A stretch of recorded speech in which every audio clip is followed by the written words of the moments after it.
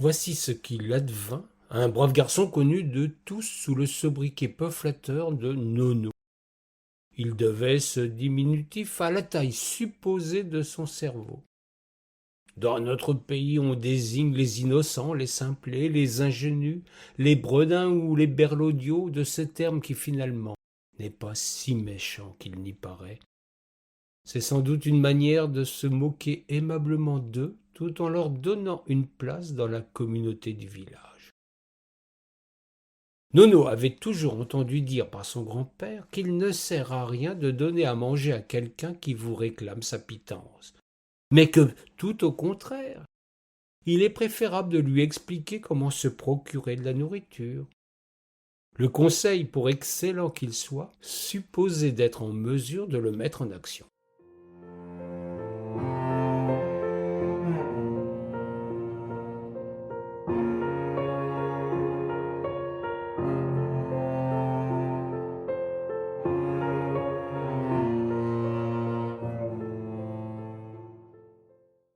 Notre ami le gentil Nono un jour croisa un mendiant, ou plus exactement un pauvre à bout de force, au terme sans doute d'une vie pénible faite de privations multiples.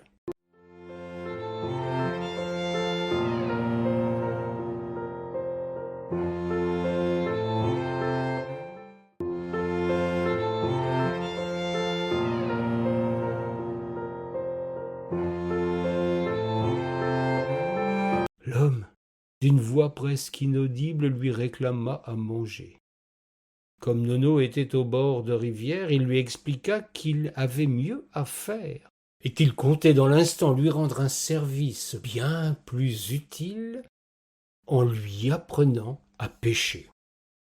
Devant le regard ahuri du vagabond, notre gentil Berlaudio demanda à l'homme qui tenait tout juste sur ses jambes de l'accompagner dans une bambouseraie, fort heureusement toute proche de là, afin d'être capable, la prochaine fois, de se débrouiller parfaitement tout seul en suivant les conseils qu'il allait lui donner présentement.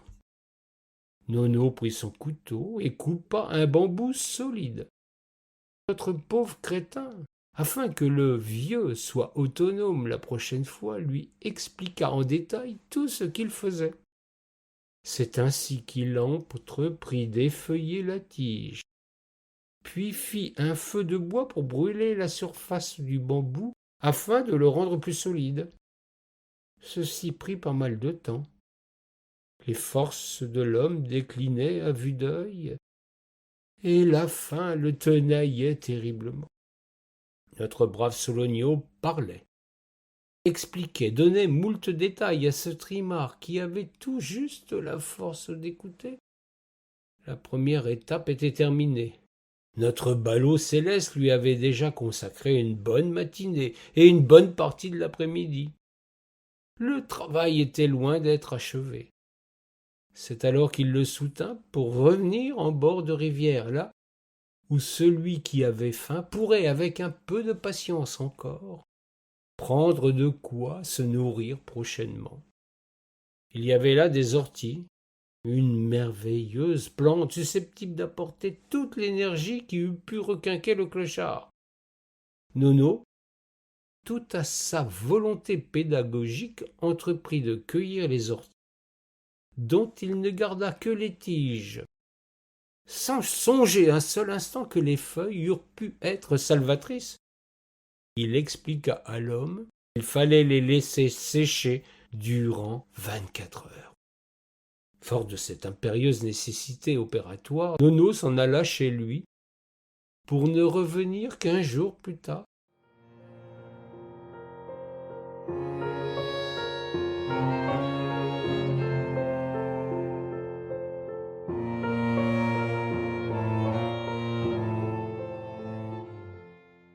Le malheureux qu'il avait laissé là couché dans un fossé était au plus mal.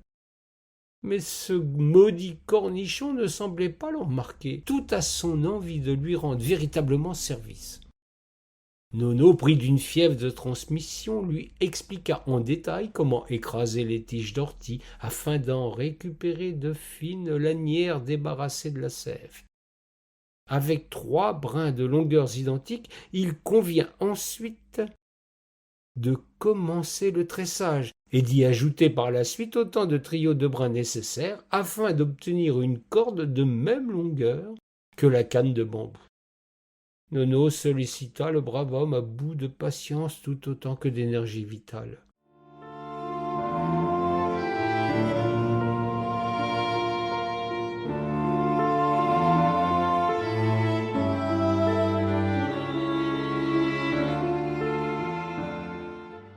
Le tressage terminé, il se mit en quête d'une épingle pour en faire un hameçon rudimentaire. Son élève ne semblait plus en mesure de l'écouter. Il avait fermé les yeux et dormait d'une respiration lourde et irrégulière.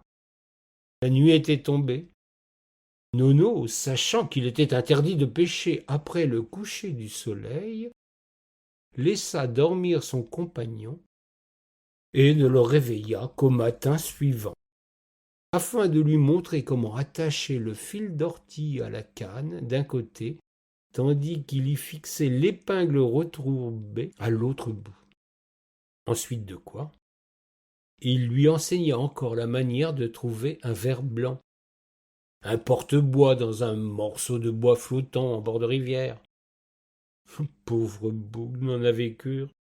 Il ne voyait vraiment pas ce que voulait lui expliquer ce maudit bavard qui refusait obstinément de lui donner ne serait-ce qu'un morceau de pain. Enfin, après plus de 48 heures de palabres et de conseils, Nono plongea sa ligne rudimentaire dans la rivière et bien vite en tira une belle perche franche.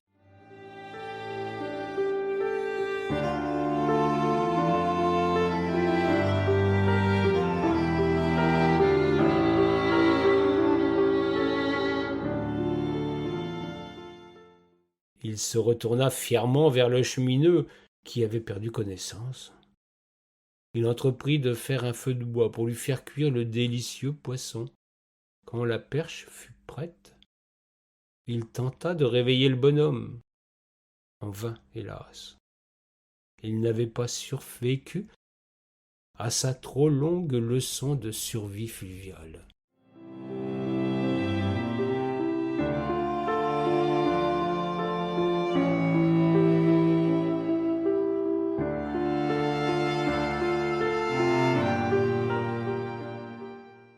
Nono en fut vraiment contrarié, se plaignant de l'incroyable ingratitude du défunt, incapable de profiter de son enseignement, en le mettant de plus volontairement dans l'embarras. Voilà ce que c'est que de vouloir rendre service, maugréa à notre brave imbécile. Maintenant, il s'interrogeait sur le sort qu'il convenait de donner à ce corps bien trop encombrant. Il craignait qu'on lui attribue la mort de cet homme dont il ne connaissait même pas le nom. Qu'allait-il faire de lui? Le plus raisonnable pour l'esprit limité du simplet était de le jeter dans la rivière. Ce cadavre fluet, lesté de quelques grosses pierres, ne remonterait pas à la surface. Le bienheureux ballot ne voyait jamais plus loin que le bout de son nez. Il agissait sans mesurer les conséquences de ses actes, ni même en percevoir les implications. Il fit comme il l'avait immédiatement envisagé, sans le moindre état d'âme.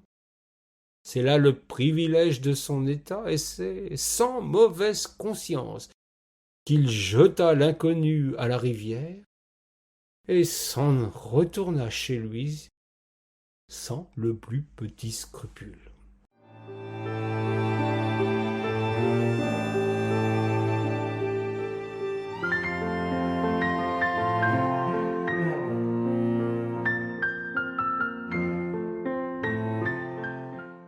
Les jours passèrent. Nono avait presque effacé de sa mémoire ce souvenir, qui n'était même pas désagréable pour lui. Jamais il n'avait ressenti la culpabilité. Il agissait comme son humeur lui dictait, et il demeurait ainsi le plus heureux des berlots. Puis, Nono, en bon pêcheur qu'il était, se rendit compte que les écrevisses et les anguilles pullulaient là où il avait le vague souvenir d'avoir croisé un homme qui avait faim.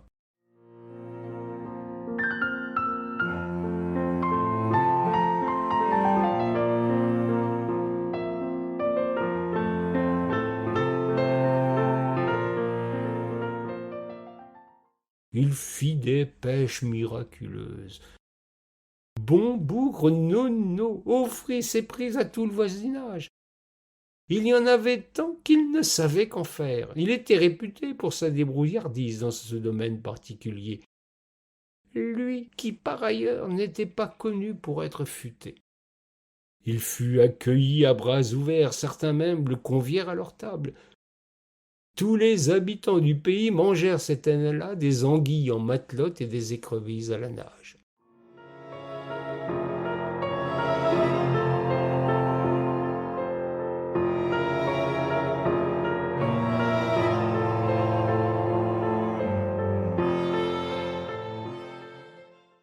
Un jour pourtant, la rivière étant bien basse, un promeneur découvrit un cadavre en décomposition.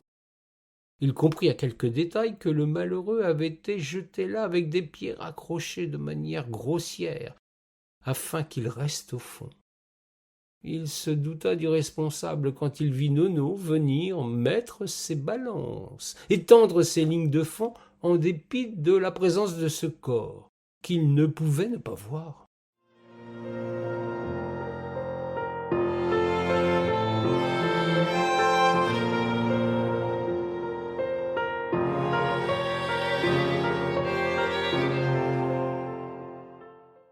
L'homme en fit part au garde champêtre, l'un de ceux qui avaient profité le plus de la pêche miraculeuse de Nono.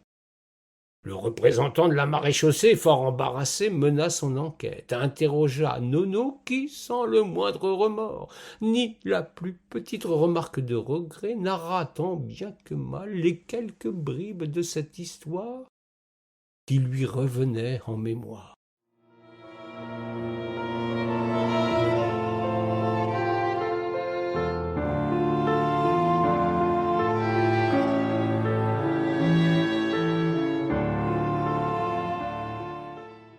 Le fonctionnaire référa de ses investigations au conseil municipal au grand complet.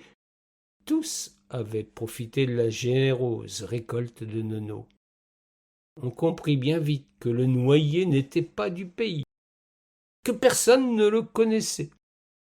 Comme péché à moitié avoué et pardonné, on ferma les yeux sur la chose.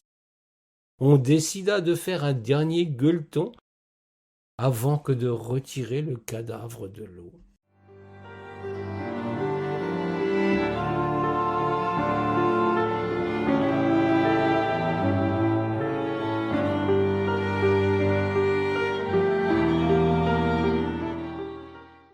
C'est ainsi que se passent les choses en bord de rivière. L'eau coule sous les ponts et personne ne peut tenir grief à celui qui n'a pas toute sa tête.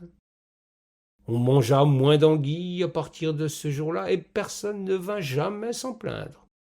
Que ceux qui viendraient à penser que je pousse le bouchon trop loin se rassurent. Les lignes de fond en sont dépourvues.